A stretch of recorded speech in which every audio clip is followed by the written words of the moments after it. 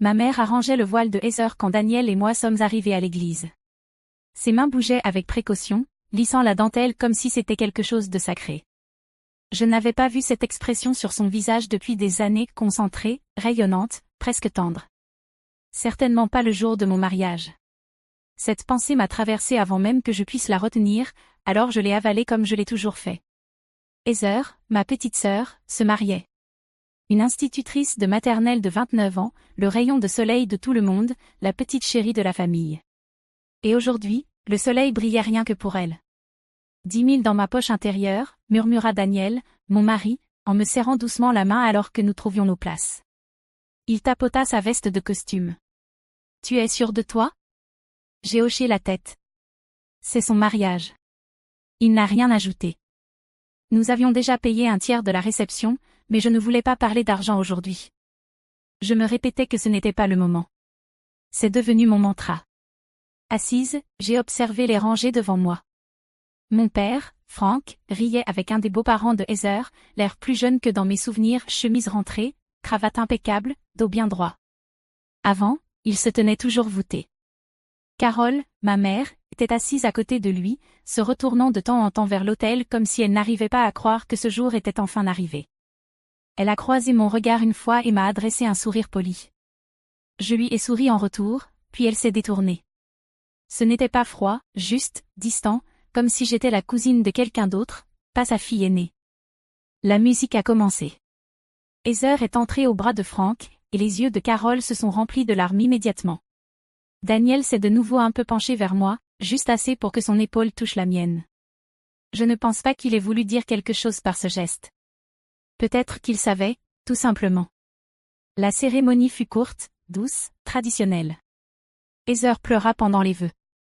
Ryan, son nouveau mari, eut lui aussi la gorge nouée. Ils avaient l'air heureux, rayonnants même. Lorsqu'ils s'embrassèrent, les invités se levèrent et applaudirent, certains déjà en train de sortir leur téléphone. J'ai applaudi aussi. Mes paumes me semblaient raides.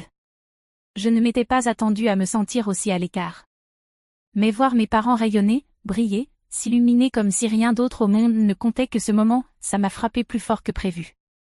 Je me suis dit que j'étais trop sensible, que je me faisais des idées. Mais malgré tout, je ne pouvais m'empêcher de me demander, est-ce qu'il m'avait déjà regardé comme ça, moi? La réception avait lieu dans une grange rénovée. Guirlandes de lumière blanche, chaises en bois dépareillées, lavandes nouées à chaque serviette. C'était de bon goût, cher et bien organisé. Je le savais parce que j'avais aidé à l'organiser. Même si personne ne l'a mentionné à voix haute. Le dîner passa dans un brouillard de conversation polie. Daniel parlait immobilier avec l'oncle de Ryan. Moi, je picorais mon poulet. Mes parents étaient assis à la grande table d'honneur à côté de Heather et Ryan, rayonnant comme un couple royal. Moi, j'étais 2 rangs plus bas avec Daniel, souriant quand quelqu'un posait les yeux sur nous, hochant la tête quand Heather me lançait un regard. Puis vint le moment des discours. Le témoin, un ami d'université de Ryan, fit court et plein de blagues privées. La demoiselle d'honneur de Heather, sa meilleure amie d'enfance, pleura à mi-chemin du sien. Ensuite, ma mère se leva, tenant une flûte de champagne à 2 mains. Mon père se leva à son tour, s'éclaircit la gorge. Merci à tous, commença ma mère en tapant doucement contre son verre.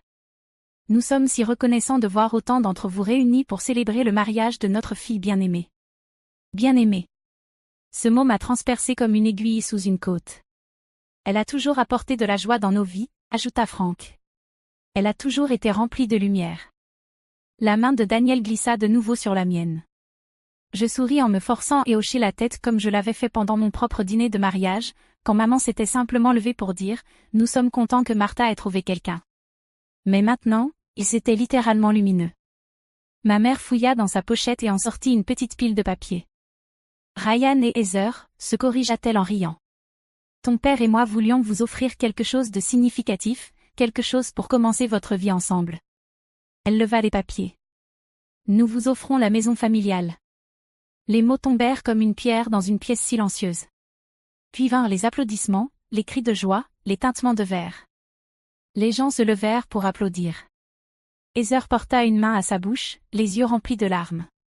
Ryan avait l'air stupéfait. Je ne ressentis rien au début. Même pas de choc. Je restais juste là, a fixé la scène. Daniel se figea à côté de moi. La maison. Cette maison. La même maison dont je payais l'hypothèque depuis 5 ans.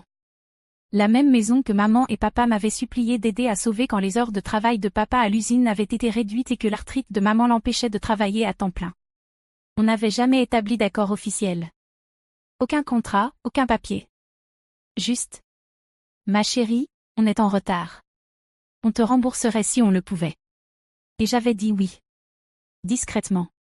Chaque mois, pendant 5 ans. Il n'avait jamais mentionné ce projet.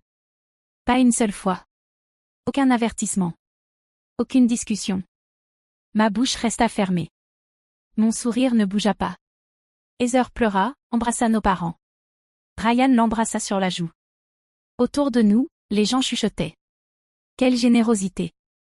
C'est magnifique. Quelle bénédiction. Daniel se pencha vers moi. Tu étais au courant? Je secouai la tête, les lèvres serrées. Quand Heather passa plus tard à côté de notre table, elle me serra l'épaule et chuchota. Tu y crois, toi? Ses yeux brillaient comme ceux de quelqu'un qui venait de gagner à la loterie. Mais il y avait quelque chose derrière ce regard. Quelque chose de trop calme. Elle savait.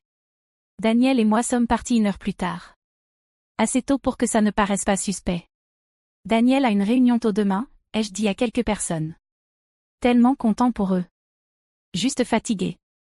Dans la voiture, je ne dis pas un mot jusqu'à ce que nous soyons sur l'autoroute. Puis les larmes sont venues, rapides et brûlantes. Je serrai ma robe comme si j'allais la déchirer. Je me fiche de la maison, dis-je, la voix brisée. C'est le fait qu'il n'ait même pas demandé. C'est de faire comme si je n'avais jamais fait partie de tout ça. Daniel ne répondit pas tout de suite. Sa main resta stable sur le volant. Tu étais bien plus qu'une partie de tout ça. Tu la portais à bout de bras. C'est juste qu'ils ne veulent pas s'en souvenir. Nous avons fait le reste du trajet dans le silence. Pas un silence tendu. Un silence fatigué. Celui où les mots semblent trop petits pour tout ce qu'on retient. Je me suis lavé le visage et mise en pyjama avant de dire quoi que ce soit. Daniel était assis au bord du lit, en train de délacer ses chaussures. Il me regardait comme s'il attendait, doucement, comme toujours. Ils n'ont même pas hésité, dis-je enfin. Ils se sont juste levés et l'ont offerte, comme si j'étais une note en bas de page. Il ne m'interrompit pas. Il savait qu'on ne brusque pas ce genre de douleur. Je me suis assise à côté de lui, le tissu de ma robe de chambre entre les doigts. Ce n'est pas juste la maison, murmurai-je. C'est qu'ils n'ont même pas pensé que ça pourrait me blesser. Daniel posa sa main sur la mienne, chaude et stable. Et c'est là que tout a commencé à sortir. Je lui ai parlé de ma remise de diplôme. Comment maman m'avait tendu une carte avec $50 en 10 ans. Dépense-les intelligemment. Et 2 ans plus tard, Heather recevait une Honda grise avec un grand nœud rouge dans l'allée. Elle débute, disait-il, comme si moi, je n'avais pas débuté aussi. Je lui ai parlé de mes 21 ans. Comment maman et papa avaient dit qu'ils ne pouvaient pas venir au dîner parce que Heather avait un match de volley. Pas une finale. Juste un match. Et il lui avait déjà promis. Je me suis souvenu de choses que je m'étais interdite de me rappeler. La façon dont papa répondait toujours au premier appel de Heather mais laissait les miens aller sur la messagerie. Le jour où maman avait raté mon dîner de promotion pour garder le chien de Heather. Daniel m'écoutait en silence. Mais avec ce pli entre les sourcils. Celui qui n'apparaît que quand quelque chose le blesse vraiment pour moi. À l'époque, je ne m'en souciais pas, dis-je. Je me disais qu'ils étaient juste occupés, que j'exagérais. Mais maintenant. Je baissais les yeux vers mes genoux. Maintenant, j'ai l'impression d'avoir été invisible. Juste la personne sur qui ils comptaient quand ils avaient besoin d'argent. Pas quelqu'un qu'ils aimaient. Daniel se rapprocha. Tu n'as jamais été invisible pour moi. Je posai ma tête sur son épaule. Il sentait le linge propre et l'eau de Cologne, il sentait la maison. Je me disais juste, si je travaillais plus dur, si j'aidais davantage, il finirait par me voir. Me voir vraiment. Il ne dit pas ce que je savais déjà. Il voyait exactement ce qu'il voulait voir. Et ce qu'il voulait, c'était quelqu'un qui ne demandait jamais rien en retour. 3 semaines passèrent. Je gardais la tête basse au travail. Je ne répondais qu'aux appels indispensables. Et je laissais mon téléphone face contre la table chaque soir. Personne ne parla du mariage. Personne ne parla de la maison. Le silence était à la fois une grâce et une punition. Puis, un soir, mon téléphone s'illumina avec un nom que je n'avais pas vu depuis ce jour-là. Maman, Carole. Je le fixai 2 sonneries, 3, puis décroché. Sa voix était claire, comme si rien ne s'était passé. Martha, ma chérie, on fait un petit dîner de famille ce week-end. Heather et Ryan sont revenus de leur lune de miel. On adorerait vous voir, toi et Daniel. Juste quelque chose de simple. J'avais envie de dire non. J'avais envie de raccrocher. Mais une petite partie de moi irrationnelle, pleine d'espoir, espérait qu'il dirait peut-être pardon.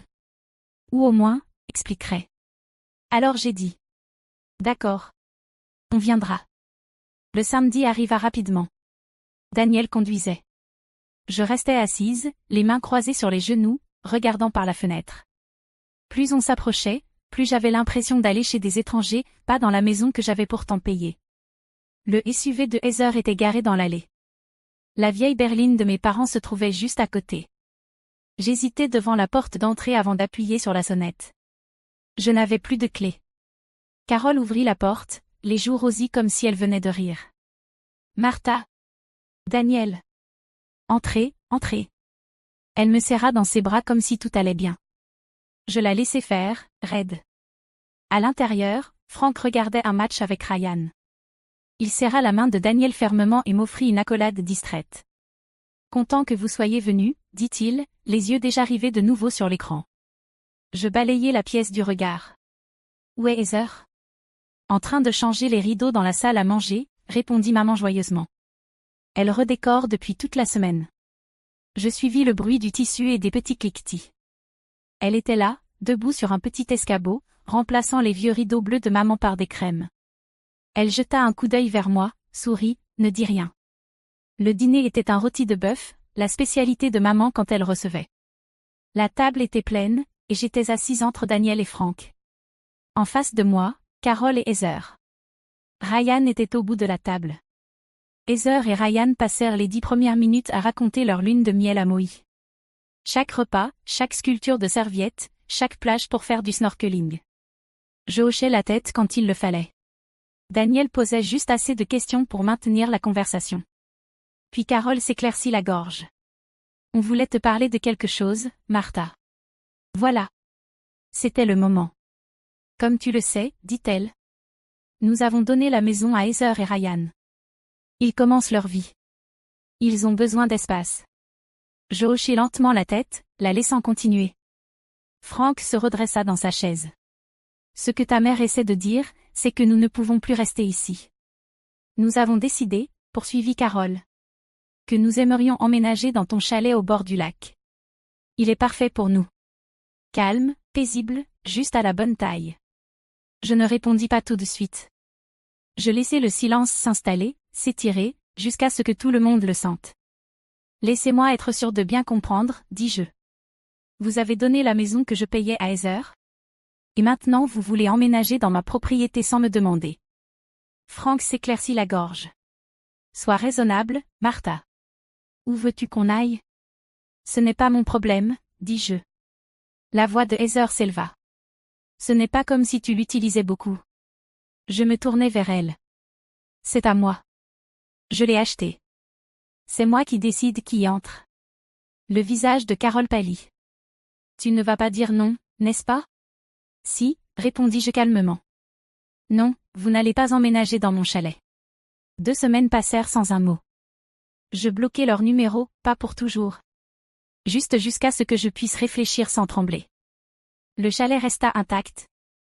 Silencieux et sûr dans mon esprit. Comme une porte que j'avais enfin fermée à clé. Puis, un mardi après-midi. Alors que je relisais une copie publicitaire à mon bureau. Mon téléphone vibra. Alerte sécurité, porte d'entrée ouverte, Pine Ridge Cottage. Mon estomac se serra. J'ouvris l'application.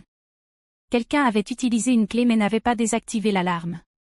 30 secondes plus tard, la société de sécurité m'appela. Mademoiselle Whitman, ici Safeguard Security. Nous avons détecté une intrusion sur votre propriété à Pine Ridge Road. Est-ce vous? Non, dis-je. Envoyez la police. 1 heure plus tard, mon téléphone sonna à nouveau. Une voix masculine, calme. Mademoiselle Whitman, Ici l'officier Rivera du bureau du shérif du comté. Nous sommes à votre propriété de Pine Ridge avec 2 personnes qui se présentent comme vos parents. Ils ont des clés, mais admettent ne pas avoir votre autorisation pour être ici. Je fermai les yeux. Bien sûr que c'était eux. Oui, dis-je. Ce sont mes parents, mais ils n'ont pas l'autorisation d'être chez moi. Je comprends. Comme ils ont utilisé une clé et non la force, c'est une zone grise. Nous pouvons les faire partir. Mais porter plainte dépend de vous. J'arrive, dis-je. Nous sommes à environ 1 heure. Daniel conduisait. Aucun de nous ne parlait beaucoup. J'étais trop en colère pour parler. Trop fatigué pour crier. Quelque part dans ce silence, je réalisais que je n'étais pas surprise. Blessée, oui. Mais pas surprise. Le chalet apparut à l'approche du virage. Des pins, le gravier qui crissait sous les pneus. Et devant, une voiture de police. 2 agents. Et sur le porche, Frank et Carole. Assis raides parmi quelques valises et bacs en plastique. Frank se leva en me voyant. Martha, Dieu merci. Dis-leur que c'est un malentendu. Je passai devant lui et me dirigeai vers les agents. Merci d'être venu. Oui, ce sont mes parents. Mais ils n'ont pas le droit d'être ici. Un des policiers hocha la tête. Voulez-vous porter plainte? Carole se leva à son tour. Martha, tu ne ferais pas ça. Vous êtes entrée dans ma maison après que je vous ai dit non, dis-je. Qu'est-ce que vous pensiez qu'il allait se passer? La voix de Frank monta. On n'a pas forcé l'entrée. On a utilisé la clé que tu nous avais donnée. La voix de Carole se brisa. C'est ta faute. Si tu nous avais laissé rester, rien de tout ça ne serait arrivé. Je la fixai. Ma faute? Vous avez donné une maison que je payais, puis tenté de prendre possession de mon autre bien sans rien me demander. Et maintenant vous agissez comme si c'était moi la traîtresse? Tu es tellement arrogante, cracha-t-elle. Égoïste. On t'a élevé mieux que ça. Je ne haussai pas la voix. Je n'en avais pas besoin. Vous ne m'avez pas élevé pour être un paillasson. Elle se tut. Je me tournai vers les policiers. Puis-je vous parler en privé? Ils s'éloignèrent avec moi. Je pris une inspiration. Je ne veux pas porter plainte. Mais je ne veux pas qu'ils restent ici non plus. Nous pouvons les emmener pour quelques heures, proposa l'un des officiers. Juste pour les calmer. Parfois, une cellule de dégrisement remet les idées en place. Je hochai la tête. Ça me paraît juste. De retour sur le porche, je dis simplement. Ils vont vous emmener quelques heures. Je ne porte pas plainte. Mais vous ne pouvez pas rester ici. Carole avait l'air abasourdie. Frank ne dit rien. Alors que la voiture de police s'éloignait, Daniel glissa sa main dans la mienne. Nous avons attendu le serrurier. Pendant qu'il travaillait, j'ai organisé le transfert de leurs affaires vers un garde-meuble à proximité. J'ai payé 1 mois de location. J'ai envoyé les informations à Heather. Je n'ai débloqué personne. Quand les nouvelles serrures ont cliqué en place, la maison m'a semblé propre à nouveau. À moi, de nouveau.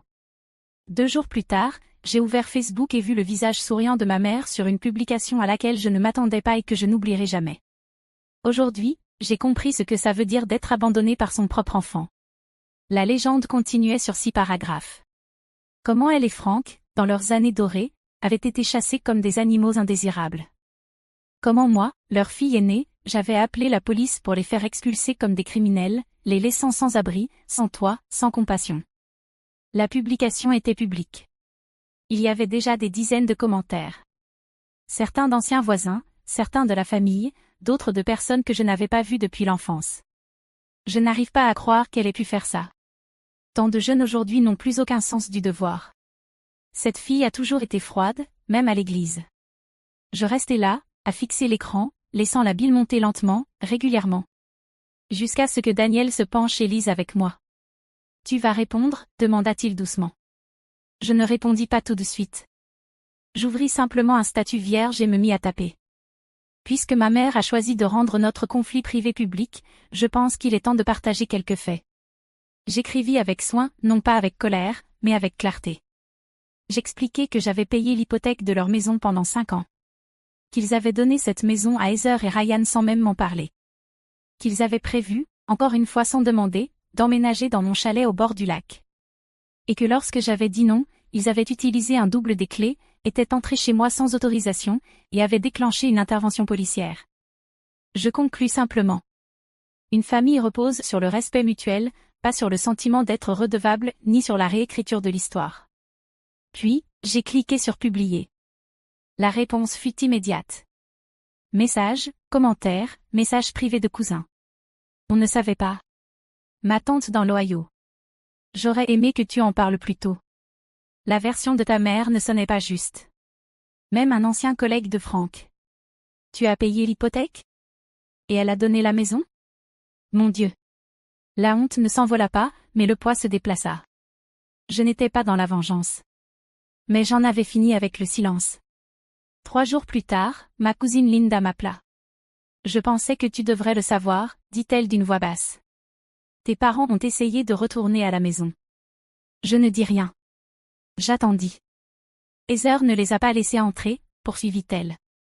Elle leur a dit que c'était sa maison maintenant, qu'il n'y avait pas de place pour eux.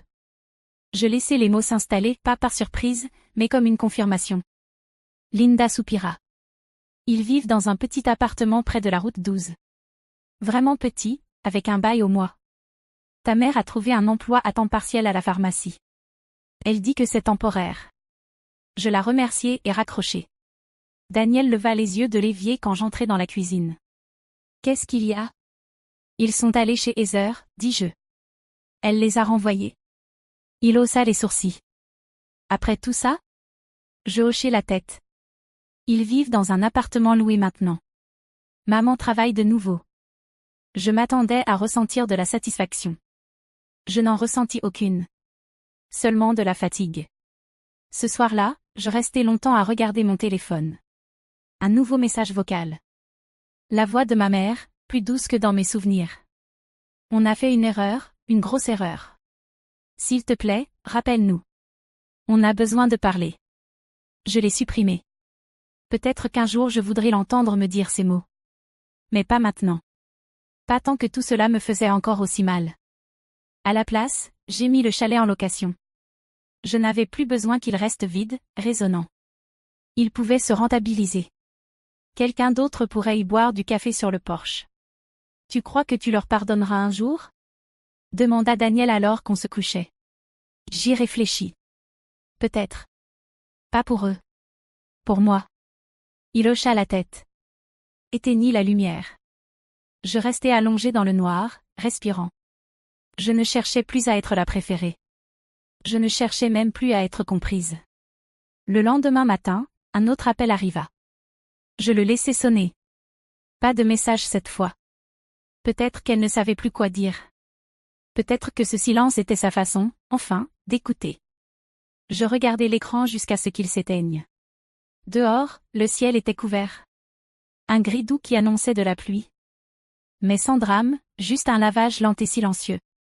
Je versai mon café, m'assis près de la fenêtre. Et je ne répondis pas. Si Heather était la fille qu'ils avaient choisie. Alors ils pouvaient vivre avec ce choix.